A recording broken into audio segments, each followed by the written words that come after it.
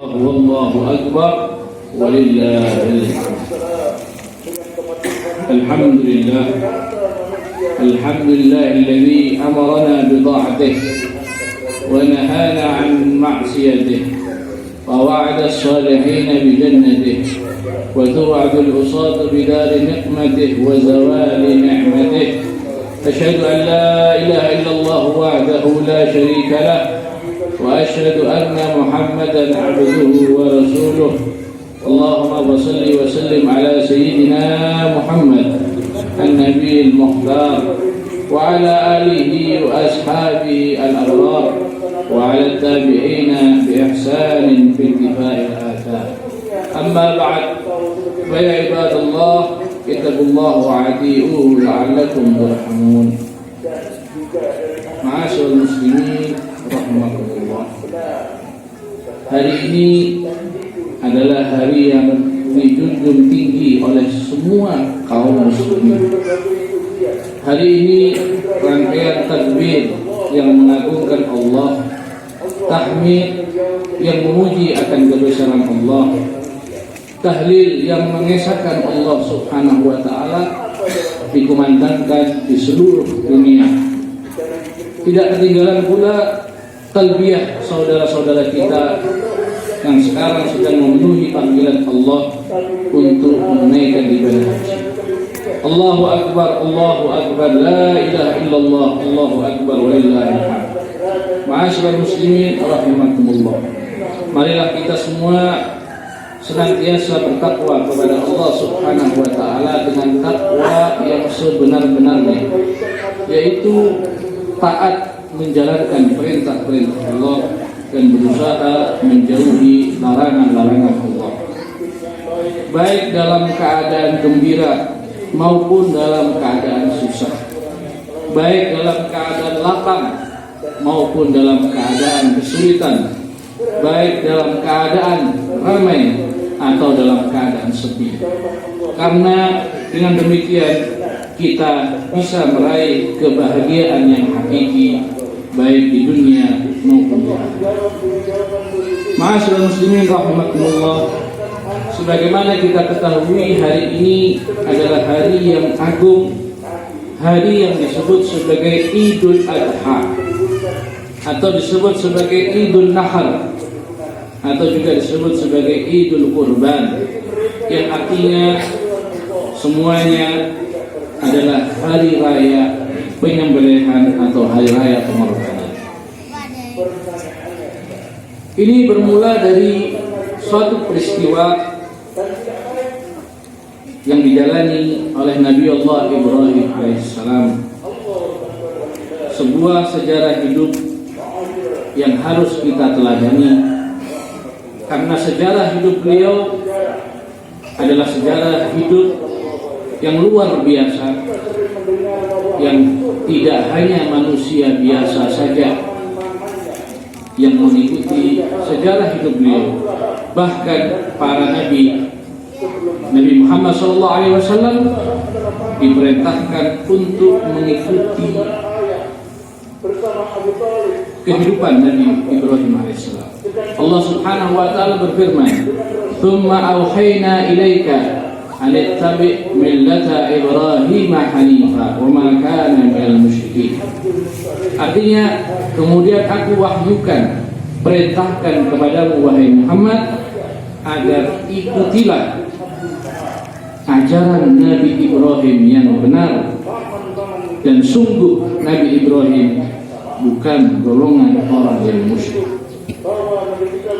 Ma'asyiral muslimin rahimakumullah, sejarah hidup seperti apa, kisah hidup seperti apa, sehingga Allah Subhanahu wa taala memerintahkan Nabi Muhammad SAW, suri tauladan kita. Nabi Muhammad SAW pun diperintahkan oleh Allah untuk mengikuti suri tauladan Nabi Ibrahim alaihissalam. Nabi Ibrahim alaihissalam di masa hidupnya banyak melewati ujian-ujian yang diberikan oleh Allah. Dan ujian-ujian yang dilewati oleh Nabi Ibrahim bukanlah ujian yang biasa. Karena sebagaimana kita ketahui, semakin tinggi derajat seseorang di sisi Allah, maka semakin berat ujian yang akan diterimanya. Nabi Ibrahim alaihissalam melewati ujian-ujian tersebut dengan penuh kepatuhan dan kesabaran, sehingga Nabi Ibrahim alaihissalam patut mendapatkan gelar sebagai imam, sebagai panutan bagi seluruh manusia. Inni ja'iluka lin-nasi imama. Aku jadikan engkau Ibrahim sebagai seorang imam, sebagai seorang panutan. Ma'asyiral muslimin rahimakumullah. Di antara ujian yang paling berat yang diperintahkan Allah kepada Nabi Ibrahim alaihissalam adalah ketika beliau diperintah Allah untuk menyembelih anaknya. Disebut dalam Al-Quran surat As-Saffat 102. Ya bunayya inni ara fil manami anni adbahu fanzur madza tara. Wahai putraku, sesungguhnya semalam aku bermimpi diperintah Allah untuk menyembelihmu, maka bagaimana pendapatmu? Ma'asyiral muslimin rahimakumullah. Ini sungguh ujian yang begitu berat ketika seorang ayah diperintahkan untuk mengorbankan putranya, yang mana di dunia ini tidak ada yang lebih kita cintai, tidak ada yang lebih kita sayangi melebihi anak kita. Tapi bagaimana Allah Subhanahu wa ta'ala memerintahkan Nabi Ibrahim alaihissalam untuk mengorbankan putranya. Ini sebagai uswah, sebagai qudwah, sebagai mau'izah, pelajaran bagi kita semua, bahwasanya ketika seseorang mengaku cinta kepada Allah, maka cinta tersebut harus ada bukti, dan tidak ada bukti kecuali menuntut adanya pengorbanan. Maka ketika kita mengaku cinta Allah, pasti Allah memaksa kita untuk menunjukkan bukti, untuk berani mengorbankan sesuatu untuk Allah Subhanahu wa ta'ala. Ma'asyiral muslimin rahimakumullah. Nabi Ibrahim karena berada di tingkatan yang tinggi, maka ujiannya pun tingkat tinggi. Beliau diperintah untuk mengorbankan putranya. Namun apa jadinya dengan kita semua? Allah belum memerintahkan kita untuk mengorbankan anak kita. Allah belum memerintahkan kita untuk menyembelih anak kita. Allah hanya memerintahkan kita untuk mengorbankan sedikit harta kita, untuk berzakat, untuk bersedekah, untuk membantu fuqara masakin. Namun apa jadinya kita? Kita sepertinya tidak peduli dengan perintah Allah tersebut. Ini suatu tanda bahwa sebenarnya kita masih jauh daripada keimanan yang sebenarnya. Kita masih jauh daripada rasa cinta kepada Allah seutuhnya, karena kita belum berani mengorbankan harta sedikit pun untuk Allah Subhanahu wa ta'ala. Bahkan ma'asyiral muslimin rahimakumullah, yang sangat kita sayangkan, kita sangat miris, banyak daripada umat Islam yang meninggalkan sholat 5 waktu. Padahal ini bentuk pengorbanan yang paling kecil, paling mudah, yaitu pengorbanan waktu. Ketika kita diberi oleh Allah waktu, usia yang panjang, tahunan, kita diberi sehat wal afiat, sehari 24 jam, Allah hanya meminta kepada kita menyisihkan waktu 5 menit saja untuk menunaikan sholat, mengorbankan waktunya untuk kita undur-undur. Padahal kita tidak mengorbankan harta, tidak mengorbankan anak untuk itu, hanya waktu saja. Dan itu bukan 24 jam. Dan itu bukan 50 waktu, hanya 5 waktu dalam sehari, dan durasi yang hanya 5 menit saja. Masyaallah muslimin rahimakumullah. Jangan sampai kita tinggalkan sholat. Itu satu-satunya modal kita. Itu satu-satunya tanda cinta kita kepada Allah. Oleh karena itu Nabi SAW menyebut sholat itu adalah burhan. Sholat itu adalah bukti keimanan seseorang. Sholat itu adalah pemisah antara keimanan dan kekufuran.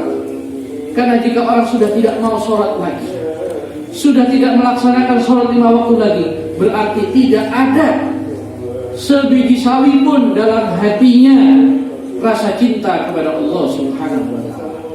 Allahu Akbar, Allahu Akbar, walillahil hamd. Ma'asyiral muslimin rahimakumullah. Namun kita lihat perjuangan Nabi Ibrahim, ibadah Nabi Ibrahim, kecintaan Nabi Ibrahim alaihissalam kepada Allah Subhanahu wa ta'ala, itu juga didukung kebaktian seorang anak. Tidak akan sukses orang tua, tidak akan sukses seorang ayah beribadah kepada Allah, berjuang di jalan Allah.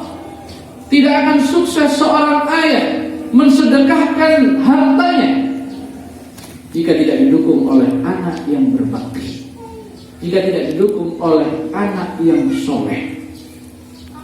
Berapa banyak, berapa sering kita ingin sedekah, kita ingin menyumbang masjid, satu-satunya penghalang adalah harta tersebut lebih kita pilih untuk anak kita. Kita lebih memilih harta itu untuk biaya kehidupan anak kita di masa depannya. Ma'asyiral muslimin rahimakumullah. Anak yang soleh tidak akan menghalangi orang tuanya, justru akan mendukung ayahnya, orang tuanya. Bahkan seorang anak yang soleh tidak segan-segan taat kepada ayahnya dalam melaksanakan perintah-perintah Allah Subhanahu wa ta'ala. Ma'asyiral muslimin rahimakumullah. Nabi Ismail alaihissalam ketika mendapatkan berita bahwasanya aku diperintah Allah menyembelih engkau wahai putra, apa jawaban Nabi Ismail alaihissalam, seorang anak yang soleh yang berbakti kepada orang tuanya? Ya abadi if'al ma tu'mar. Wahai ayahku, laksanakan perintah Allah tanpa bimbang, tanpa ragu. Seorang ayah ini akhirnya berhasil melaksanakan perintah Allah, didukung oleh putra yang soleh. Bahkan dalam satu riwayat disebut, in kana yatim galban, kalau seandainya hal itu membuat hatimu senang wahai ayahku, dengan menyembelih putramu ini karena Allah, maka ketahuilah anakmu ini juga bahagia jika engkau menyembelih aku karena Allah Subhanahu wa ta'ala. Engkau melaksanakan perintah Allah, bahagia. Aku juga melaksanakan perintah Allah, aku juga merasa bahagia. Ma'asyiral muslimin rahimakumullah. Maka hati-hati, khususnya di akhir zaman ini, anak-anak kita bisa jadi pelicin jalan kita menuju surga, atau sebaliknya, anak-anak kita justru akan menyeret kita ke api neraka. Apabila kita berhasil mendidik anak kita menjadi anak soleh, maka surga ada di hadapan matamu. Kalaupun kau kurang amal, kurang ibadah, akan ditambal oleh ibadah-ibadah anakmu. Dalam satu riwayat disebut ada seseorang yang masuk surga, ditempatkan oleh Allah di tempat yang tinggi di surga. Orang ini takjub dan heran, ya Allah, dari mana ini semua ya Allah? Anna li hadza ya Rabb, dari mana ini ya Allah? Aku nggak sholat banyak, aku nggak banyak bersedekah, aku nggak banyak mengaji, aku kurang ibadah dahulu di dunia. Dijawab oleh Allah, bistighfari waladikalah, engkau dapat derajat yang tinggi di surga berkat doa-doa anakmu, berkat bacaan-bacaan daripada anakmu. Luar biasa. Ma'asyiral muslimin rahimakumullah. Apabila sebaliknya kita tidak berhasil mendidik anak kita menjadi anak yang tidak soleh, anak yang buruk akhlaknya, anak yang meninggalkan sholat, hati-hati. Walaupun amalmu sebesar gunung, walaupun kau gak pernah tidur malam sholat, walaupun tidak pernah makan siang hari puasa, engkau akan dicegat oleh anakmu nanti di pintu surga. Engkau akan dihalangi masuk surga. Bahkan anak-anak tersebut akan minta kepada Allah, atihim di'faini minal azab, ya Allah, sebagaimana engkau memasukkan kami ke neraka, menyiksa kami di neraka, ya Allah, orang tua kami ya Allah siksa 2 kali lipat ya Allah. Beri mereka siksaan 2 kali lipat lebih daripada siksaan. Ma'asyiral muslimin rahimakumullah. Oleh karena itu tidak ada pilihan lain. Pilihan di tangan kita. Kita ingin masuk surga, maksimalkan pendidikan agama anak, bukan pendidikan formal, bukan matematika, bukan bahasa Inggris, bukan S1 atau S2, tapi bagaimana anakmu bisa istiqomah, bagaimana anakmu mengerti ilmu akhlak, bagaimana anakmu bisa melakukan sholat berjamaah. Hati-hati, berhasil tidak mendidik anak, tidak berhasil mendidik anak, artinya kita diseret ke neraka. Ma'asyiral muslimin rahimakumullah. Maka janganlah lemah sebagai orang tua. Janganlah jadi orang tua yang takut kepada anak karena rasa cinta yang berlebihan. Lihat Nabi Ibrahim alaihissalam, apa yang terjadi ketika beliau takjub, ketika beliau merasa cinta kepada anaknya. Beliau melihat putranya Ismail tumbuh besar, menunggangi kuda dengan tampan, dengan gagahnya. Nabi Ibrahim bangga. Nabi Ibrahim cinta kepada anaknya dengan cinta yang berlebih. Seketika itu langsung Allah perintahkan untuk menyembelih anaknya. Artinya Allah melarang kita mencintai anak berlebihan, mencintai anak dengan cinta yang waras, cinta yang sesuai syariat. Bagaimana kita tiru aslafunas sholihun,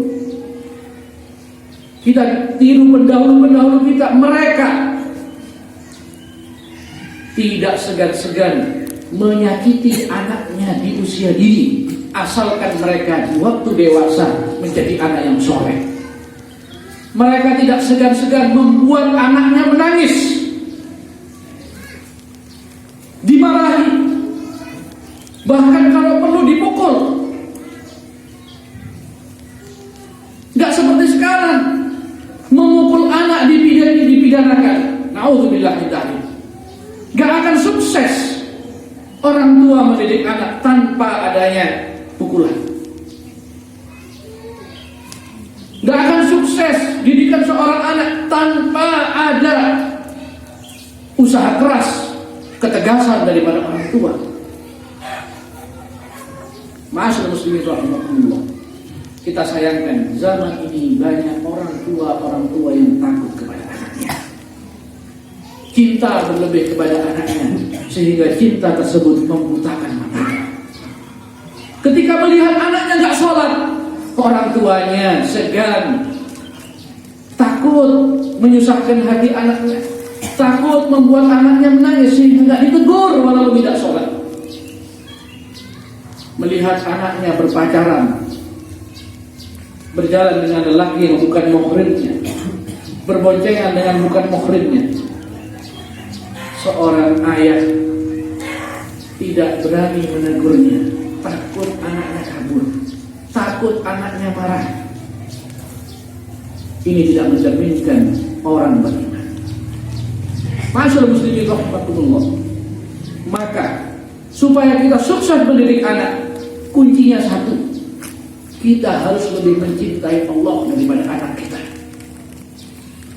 Jangan takut anak kita menangis, jangan takut anak kita susah, jangan takut kehilangan anak.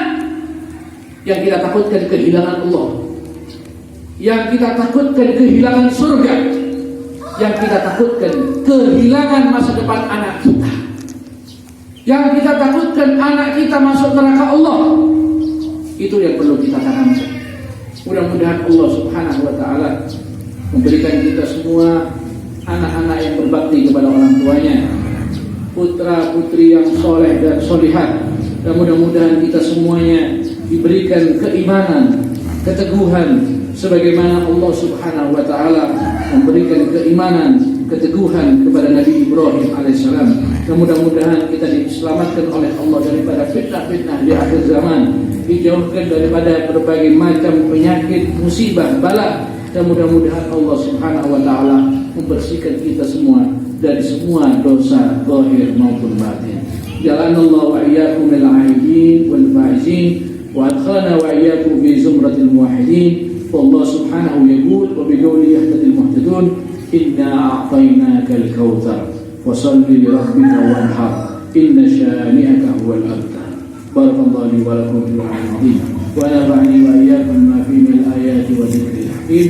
أقول قولي هذا وأستغفر الله العظيم لي ولكم ولسائر المسلمين والمسلمات فاستغفروه إنه هو الغفور الرحيم.